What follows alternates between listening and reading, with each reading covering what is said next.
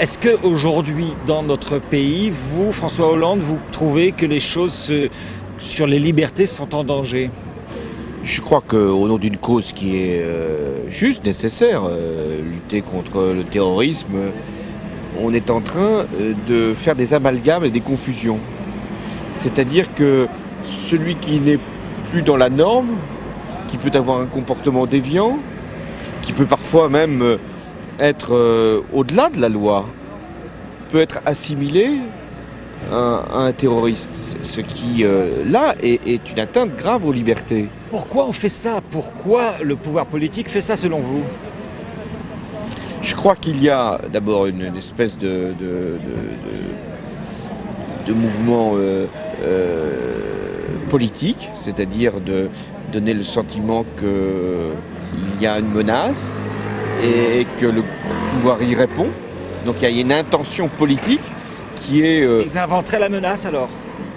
Non, je crois qu'ils ne l'inventent pas. Il y a quand même des actes qui se sont produits, des caténaires, mais on lui donne un sens qui n'est pas le bon et on lui donne une portée, on en fait un acte terroriste comme pour justifier l'intervention sécuritaire du pouvoir et son efficacité.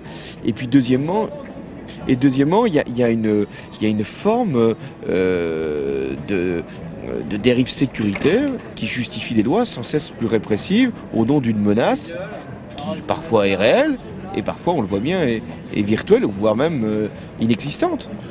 Vous avez quand même dit que, d'une certaine manière, le pouvoir politique pourrait favoriser la qualification d'actes répréhensibles mais, en actes terroristes pourquoi? Pour que la population se sente en sécurité avec ce gouvernement? Je crois qu'on a suffisamment à faire avec le terrorisme réel pour qu'on n'aille pas en inventer un qui n'existe pas, qui relève peut-être d'autres procédures. Donc, mais pourquoi il invente le pouvoir alors? Peut-être pour montrer une efficacité qui, sur d'autres terrains, notamment économiques et sociaux, n'est pas forcément au rendez-vous. C'est grave vos accusations, M. Hollande, là? Je pense que c'est grave. Enfin, mettre en cause des hommes et des femmes, les priver de liberté, les accuser de terrorisme, c'est grave.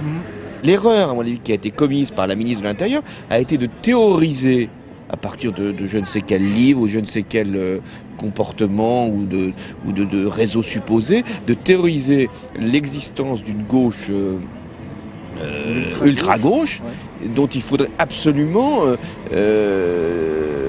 mettre hors d'état de nuire ces prétendus doctrinaires ou exécutants.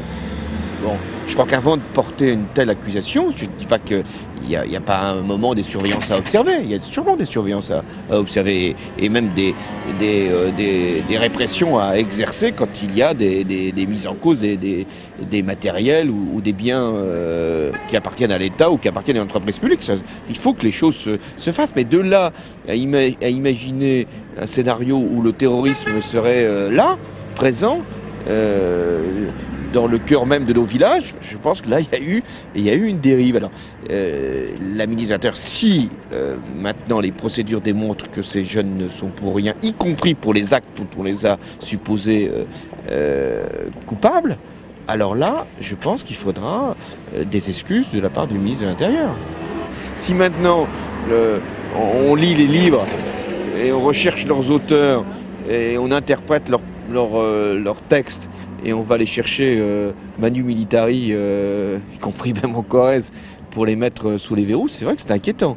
Faites attention à ce que vous allez imprimer, diffuser, on ne sait jamais, hein, vous pouvez y passer aussi. Et c'est ça d'ailleurs qui est troublant dans cette affaire de Tarnac, c'est qu'on se dit... Vous êtes inquiet, vous? Parce que... On ne sait jamais. Qu'est-ce qui peut se produire? Enfin, moi je ne crois pas que mes textes encore m'exposent, mais quelqu'un qui... La littérature est pleine quelquefois de délire d'ailleurs, mais on commence à lire ces textes, à supposer que cette fiction devienne peut-être une incitation au passage à l'acte, et qu'on peut se retrouver là comme ça, mis au fer. C'est vrai que c'est assez troublant. Hein? Vous avez l'air en forme, vous êtes souriant et puis vous êtes clair là, je trouve, ce soir. Je vous remercie, M. Hollande. Plus que pour le Parti Socialiste, c'est ça que vous voulez dire. À bientôt. Hein. Salut. Allez, je filme. Au revoir. À bientôt. Alors la prochaine, oui, on se voit, je suis dans votre bureau comme on avait dit. Hein. Merci. Là aussi, c'est bien. Très bien. Attends. Très bien.